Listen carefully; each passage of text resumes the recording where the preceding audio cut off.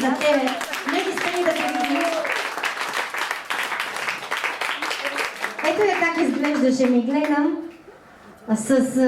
Беше се втурнала в една невъзможна битка с килограмите и тя беше от тези, които смяташе, че това е битка с предизвестен край, т.е. загубен е резултата.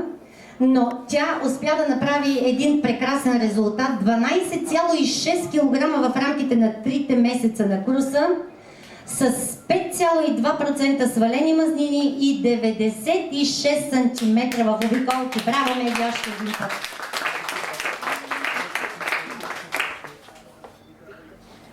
И ето още един герой на групата.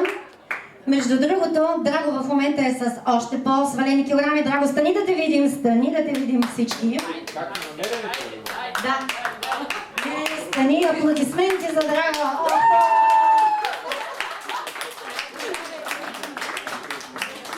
Има на снимка, ще се видиш. Можете да видите, че наистина той в момента изглежда перфектно, но така беше Драго. Но той също беше от смелите, каза, смъквам всичко, за да се вижда. Нямам, вика, какво да крия, зад мене Москва. Между другото, Драго тръгна колебливо. От начало напред, после назад, така. Това има по безгащи, Драго, после. Да, има го, да. Ние ще го покажем.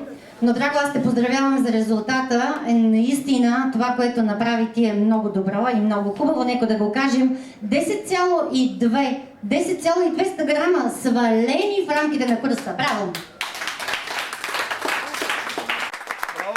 Аплодисментите си за нея. Тя направи 6,7% мазнини по-малко и 51 см в обиколки. Наистина аплодисментите са за нея. Искаш ли да кажеш няколко думички, за? Добър вечер първо на всички. На 39 години съм. В курса по здравословно хранене дойдох благодарение на госпожа Елена Палякова. Още веднъж да я презентирам. Пред моите очи за близо година тя просто се стопи. Доста дълго време ме обикаля, след което аз накрая се реших и започнах. Наистина неоспорим факт е, че аз стъпалата не може да ги излъгна. В момента много се вълнувам. Това са моите резултати благодарение на госпожа Озунова, на нея и на вашият син, Жоро. Всяка седмица ми сменяха режима. Аз бях на 7-8 хранения на ден, които бяха през 2-3 часа, в буквалния смисъл на думата. Аз съм човекът, който ставаше в 5:20 сутрин, правеше по 100 коремни преси и излизаше за работа. Жоро ме качи само 2 пъти на Танита. Нямах желание да ходя там, защото се притеснявах, че много бързо смъквам килограмите и ще се случи нещо. Да, обаче не. Всичко беше наред. 1:3 в полза на мускулите. Всичко е 6, чувствам се прекрасно.